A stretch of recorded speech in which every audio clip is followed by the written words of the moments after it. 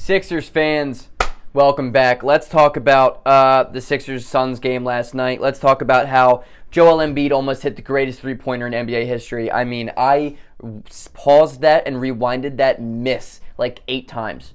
Imagine if that went in. I don't think I could. I don't think I could possibly imagine that going in. That would have been the greatest shot of all time. A full court just heave and it went in and out. Yo, tell me how Kawhi's shot goes in, but Embiid's full court heave in a regular season game can't even go in. Not even for the meme. The NBA gods are cruel. They are so cruel. They are still punishing us for the process. Let's talk about the Sixers.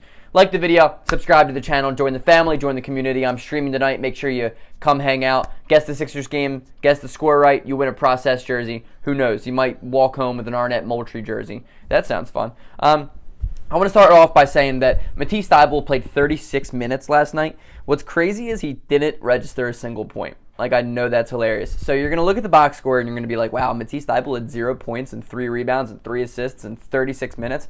He had a terrible game. But if you watched that game last night, you would know how dominant Matisse Thybulle was defensively. I mean, he shut out Devin Booker for 3.5 quarters of the entire game.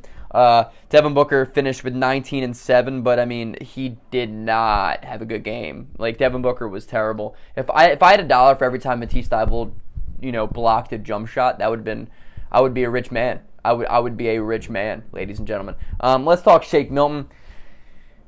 Shake, he's been struggling lately. Doc kind of punished him last night, sat him the entire third quarter. Shake came out cold in the fourth and just didn't play well. Shake Milton had a really bad game. He finished with 5 points, 2 boards, 2 assists in 24 minutes. He just did not play good basketball. He's been struggling lately. Kind of sucks to see. It's weird, though. Doc isn't even really rolling out George Hill, Shake Milton rotations, and I don't love that. I don't think George Hill coming in should mean less minutes for Shake, but I understand last night, especially given the performance of Tyrese Maxey.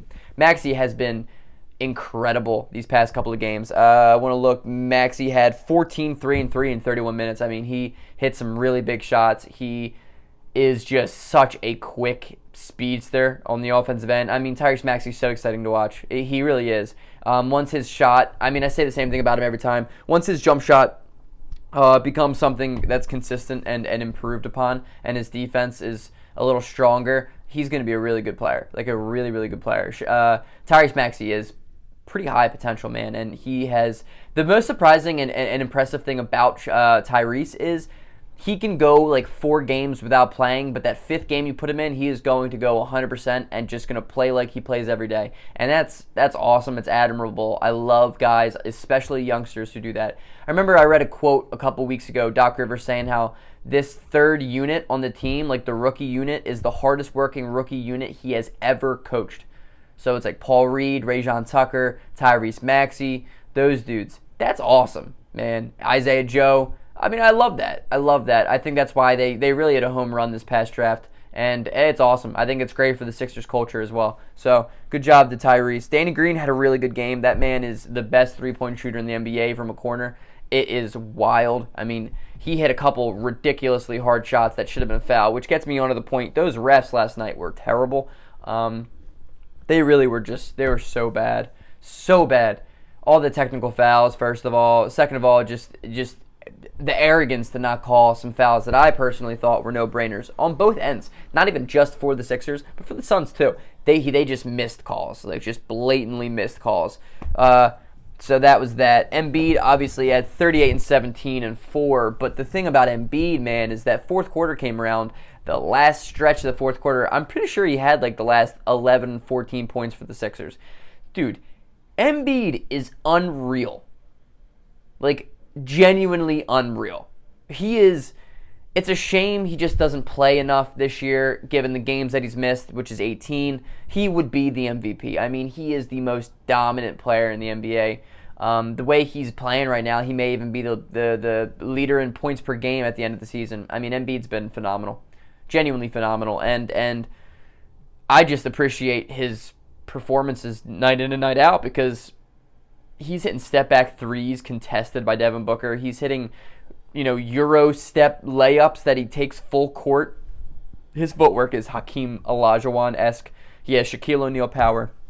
And he shoots the ball like a pretty good stretch five. So, I mean, what else can you ask for him? Oh, defense? Yeah, he's a top 5 defender in the NBA. Embiid is the MVP. He had 38, 17, 4 in 33 minutes. I mean, it's unreal. Korkmaz had a pretty good game from what I took out of it. He shot the ball relatively okay. I think at times he is kind of fallen back to his poor defensive effort and doing too much on offense. It wasn't like the games in previous past.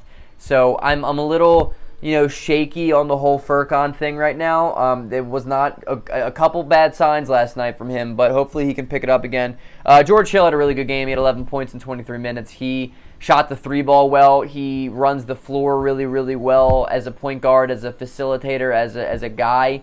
I think he's going to look really good next to Ben Simmons. And I think George Hill is only going to get better. I mean, you could tell he just isn't 100% right now, and which is cool because the guy's playing great basketball. So I'm excited for that too. Honestly, that's everything. Mike Scott should not be playing in the NBA anymore. That's about it. We let up a couple bad rebounds in the fourth quarter.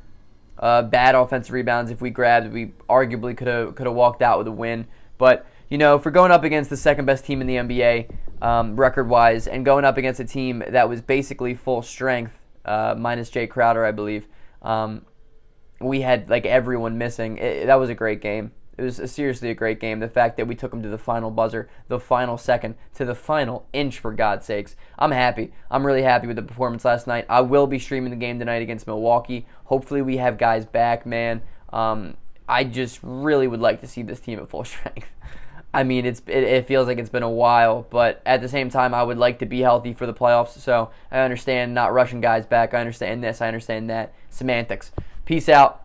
Go Sixers.